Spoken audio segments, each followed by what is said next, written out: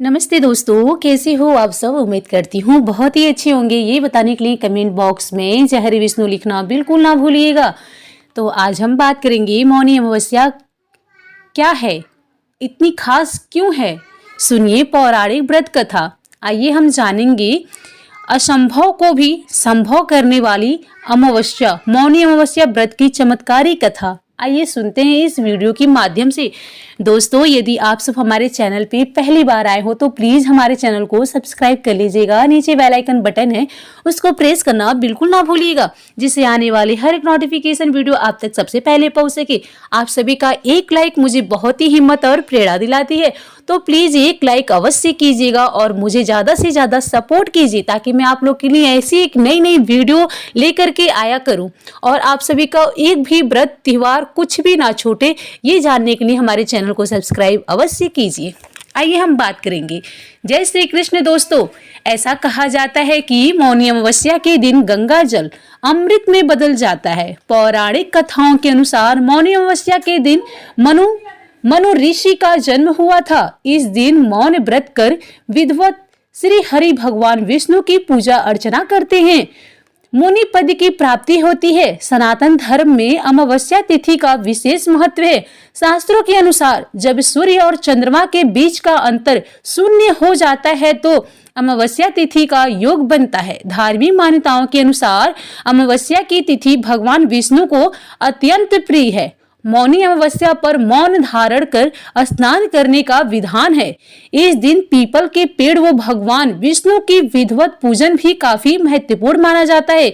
इस साल मौनी अमावस्या 29 जनवरी को है। हालांकि हिंदू पंचांग के अनुसार इस साल मौनी अमावस्या की तिथि शुरुआत होगी 28 जनवरी शाम 7:37 पर होगी। मौनी अमावस्या की ये तिथि अगले दिन 29 जनवरी को शाम 6:05 तक रहेगी। इसलिए मौनी अमावस्या 29 जनवरी को मनाई जाएगी। स्कंद पुराण में वर्णित एक कथा के अनुसार बिना व्रत कथा पाठ किए किसी भी व्रत को पूरे नहीं माना जाता है। अगर आप मौनी अमावस्या के दिन व्रत कर रहे हैं तो इस व्रत कथा को जरूर सुने। मौनी अमावस्या के व्रत कथा आइए जानते हैं। दोस्तों, अभी तक यदि हमारे चैनल को सब्सक्राइब नहीं किए तो प्लीज सब्सक्राइब कर लीजिए और एक लाइक पक्का कर दीजिए। आइए हम आपको बहुत ही अच्छी कथा सुनाने वाले हैं, जिससे आप सुनने मात्र से ही आपको पूरे फल की प्राप्ति मिल जाती है। असंभव को भी संभव करने वाली मौनी अमावस्या व्रत की चमत्कारी कथा। इस मांगलिक अद्भुत कथा का आनंद उठाएं और अंत तक हमारे साथ बने रहें। भक्तों, पौराणिक कथाओं के अनुसार कांचीपुर में एक ब्राह्मण अपनी पत्नी धनवंती, 7 बेटों और बेटी गुणवती के साथ रहा करता था। उस ब्राह्मण का नाम देवस्वामी था। देवस्वामी के 7 बेटों का विवाह हो गया, लेकिन बेटी गुणवती और अभी भी कुंवारी थी। इसलिए देवस्वामी ने अपने बड़े बेटे को गुणवती के लिए योग्य वर ढूंढने का कार्य सौंपा। इस बीच एक दिन एक पंडित ने गुणवती की कुंडली देखी और बताया कि गुणवती के कुंडली में मौजूद दोष के कारण गुणवती का विवाह के तुरंत बाद विधवा हो जाएगी। ऐसा सुनकर देवस्वामी के पैरों तले जमीन खिसक गई। घबराते हुए उसने पंडित जी से इस घोर संकट से बचने का उपाय पूछा। तब पंडित जी ने कहा कि सिंहल द्वीप में सोमा नाम की एक धोबिन रहती है। वो विष्णु जी की परम भक्त है। उसे यहाँ ले आओ। उसकी पूजा में इतनी शक्ति है कि वो गुणवती को विधवा होने से बचा सकती है। पंडित ने कहने पर देवस्वामी का छोटा बेटा और गुणवती स्वयं सोमा को लाने के लिए निकल पड़े। रास्ते में नाग सागर पार करने के बाद थके हारे दोनों भाई बहन एक पेड़ के नीचे आराम करने लगे। उस पेड़ पर एक गिद्ध का घोंसला भी था। उस घोंसले में गिद्ध के बच्चे थे, जो गुणवती और उसके भाई की बातों को सुन रहे थे। जब गिद्ध ने अपने बच्चों को खाना खिलाने की कोशिश की तो वह बच्चे खाना खाने से मना करते हुए बोले कि पहले इन इंसानों की मदद कीजिए, तभी हम खाना खाएंगे। अपने बच्चों की जिद मानकर उस गिद्ध ने गुणवती और उसके भाई को सिंहल तक पहुंचा दिया जहां धोबिन सोमा का घर था। अब दोनों भाई बहन सोमा को खुश करने के लिए तरक्की सोचते रहे। हर सुबह दोनों भाई बहन सोमा को प्रसन्न करने के लिए उसका घर साफ करके घर की लीपापोती करने लगे। जब सोमा ने अपनी बहुओं से इस बारे में पूछा तो उसकी बहुएं ने उससे झूठ बोला कि घर की साफ सफाई बहुएं स्वयं ही करती हैं। किंतु सोमा भी अत्यंत चतुर थी। उसने अगली सुबह जल्दी उठकर गुणवती और उसके भाई को साफ सफाई करते हुए देख लिया। वह दोनों के काम से बहुत ही खुश हुई और सारी बात जानकर दोनों के साथ उनके गांव चलने की तैयारी कर ली। चलते समय सोमा ने अपनी बहुओं से कहा कि मेरी अनुपस्थिति में यदि किसी का देहांत हो जाए तो उसका दाह संस्कार मत करना, बल्कि मेरे वापस आने की प्रतीक्षा करना। और फिर सोमा बहन भाई के साथ कांचीपुर पहुंच गई। दूसरे दिन गुणवती ने विवाह का कार्यक्रम तय हो गया। कुंडली दोष के अनुसार सप्तपदी होते ही गुणवती के पति का देहांत हो गया।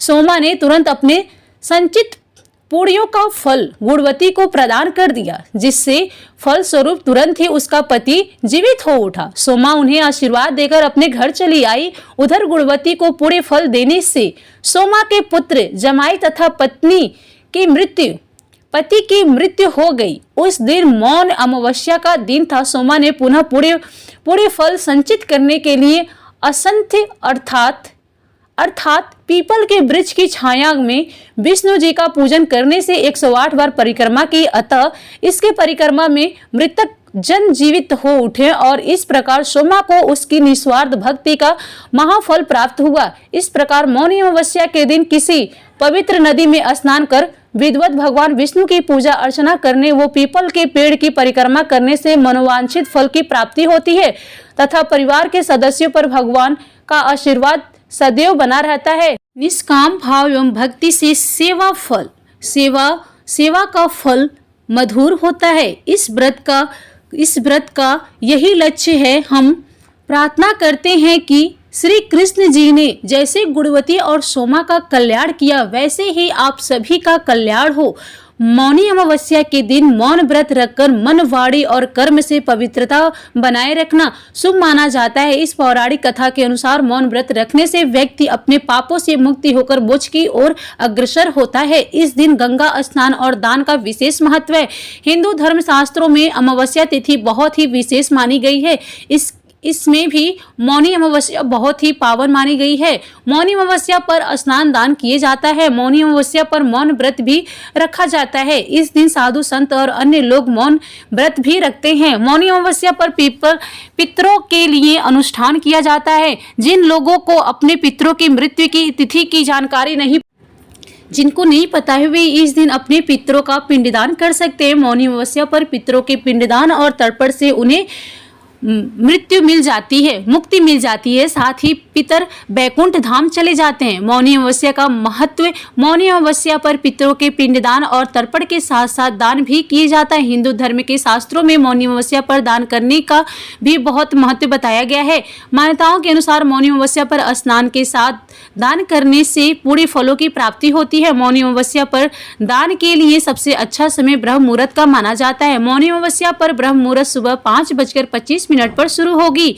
यह मुहूर्त सुबह 6:18 तक रहेगा। मौनी अमावस्या पर व्रत भी किया जाता है। मौनी अमावस्या का व्रत करने से आमतस्मय शांति और मोक्ष की प्राप्ति होती है। शास्त्रों में कहा गया है कि मौनी अमावस्या का व्रत करने से समाज में मान सम्मान बढ़ता है। दोस्तों चलिए अब जानते हैं कि इस दिन मौन व्रत क्यों रखा जाता है। मौनी अमावस्या पर मौन व्रत भी रखा जाता है। इस दिन लोग आत्मसंयत और मानसिक शांति के लिए मौन व्रत करते हैं। साधु संत इस दिन मौन व्रत करते हैं क्योंकि मौन व्रत को कंट्रोल में रखने और ध्यान में एकाग्रता का सबसे शक्तिशाली सशक्त माध्यम है। शास्त्रों के अनुसार मौन व्रत से व्यक्ति आध्यात्मिक उन्नति प्राप्त करता है। इस साल की मौनी अमावस्या बहुत ही विशेष है। भगवान सूर्य इस समय मकर राशि में गोचर रहे हैं। वहीं 29 तारीख को चंद्रमा भी मकर राशि में गोचर करेंगे। गुरु पंचम भाव में विराजमान है। ऐसे में एक उत्तम स्थिति बन रही है। इस दिन स्मृति योग का भी निर्माण हो रहा है। महाकुंभ में इस दिन अमृत स्नान किया जाएगा। इस वजह से इस साल की मौनी अमावस्या बहुत विशेष रहेगी। इस दिन अगर आप व्रत रख रहे हैं तो प्रातः उठकर सबसे पहले स्नान करें और फिर भगवान विष्णु और भगवान शिव की पूजा करें। साथ ही मौनी अमावस्या की व्रत कथा सुने। तो दोस्तों, अपने आज के इस वीडियो में क्या सीखा और दोस्तों आपको ये कथा और जानकारी कैसी लगी, कृपया कमेंट करके ज़रूर बताइए। वीडियो पसंद आया हो तो लाइक करें और अपने दोस्तों के साथ शेयर करना बिल्कुल ना भूलें। कमेंट बॉक्स में जय श्री कृष्ण लिखना ना भूलें और ऐसी ही बहुत सारी कहानियों को सुनने के लिए हमारे चैनल को ज़रूर सब्सक्राइब करें। तो चलिए फिर मिलते हैं नेक्स्ट वीडियो में। तब तक के लिए आप सभी का बहुत बहुत धन्यवाद।